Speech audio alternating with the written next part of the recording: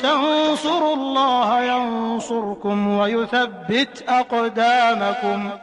11 hal yang perlu diluruskan ketika puasa. Hal pertama, padusan. Menjelang bulan suci Ramadan, kaum muslimin di Indonesia melakukan ritual padusan. Mereka anggap itu untuk membersihkan jiwa dan raga, agar terbebas dari segala dosa. Ini adalah budaya yang tidak sesuai dengan Islam. Islam tidak pernah mengajarkan membersihkan dosa dengan cara padusan. Hal kedua, nakar.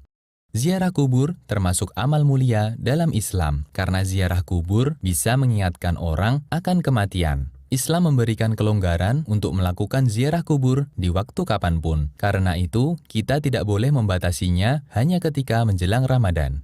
Hal ketiga, membangunkan sahur.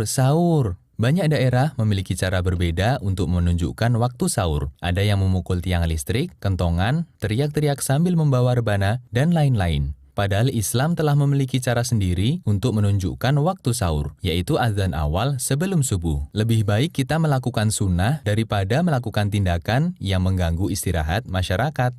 Hal keempat, waktu imsak. Sebagian kaum muslimin beranggapan bahwa batas waktu makan dan minum adalah imsak, yang benar justru sebaliknya. 10 menit sebelum subuh adalah waktu terbaik untuk makan sahur.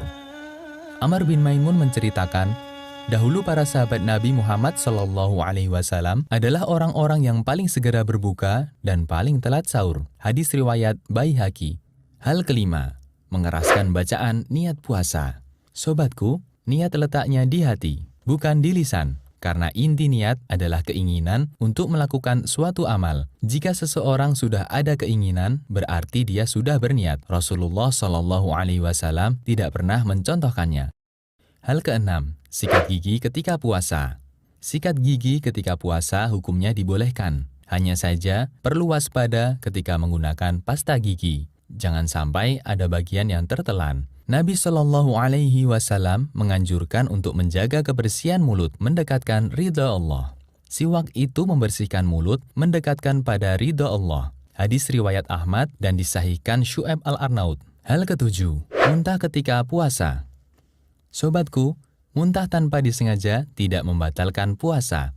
Sedangkan muntah dengan sengaja, puasanya batal. Jika kita merasa perutnya mual dan akan keluar sesuatu, maka jangan memaksakan diri untuk memuntahkannya. Rasulullah SAW bersabda, siapa yang tidak sengaja muntah, tidak wajib qadha. Dan siapa yang sengaja muntah, wajib qadha. Artinya puasanya batal.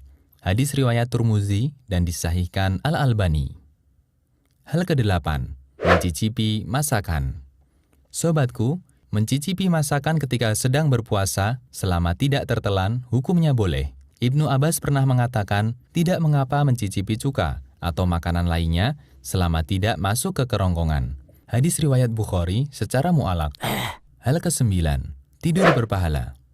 Apakah tidurnya orang berpuasa itu berpahala? Pertanyaan ini berasal dari hadis yang menyatakan, tidurnya orang yang berpuasa adalah ibadah, diamnya adalah tasbih, doanya adalah mustajab, dan pahala amalannya pun akan dilipat gandakan. Namun hadis ini statusnya palsu, ada perawi yang bergelar pendusta. Hal ke-10, bekam dan donor darah ketika puasa. Mengeluarkan darah tidak membatalkan puasa. Dalilnya, Nabi SAW memberi keringanan untuk bekam ketika puasa. Hanya saja, jika ini dikhawatirkan menyebabkan lemas, maka tidak dibolehkan. Sahabat Anas bin Malik pernah ditanya, apakah kalian membenci bekam bagi orang yang berpuasa? Anas mengatakan, tidak, kecuali jika bisa menyebabkan lemas. Hadis riwayat Bukhari. Sobatku, bagi yang ingin bekam dan donor darah, disarankan untuk dilakukan malam hari atau mendekati waktu berbuka. Hal ke-11, kesalahan doa berbuka puasa. Allahumma laka sumtu. Sebagian masyarakat Indonesia berbuka puasa dengan membaca doa Allahumma laka sumtu wa bika amantu wa ala rizkika aftartu birahmatika ya arhamar rahimin. Doa tersebut dinilai dhaif oleh sebagian ulama. Doa sahih yang diajarkan Rasulullah SAW adalah sebagaimana diriwayatkan oleh Ibnu Umar. Lafaz doanya adalah dhahabadz dhama'u wa batallatil uruqu wa sabatal ajru insyaallah.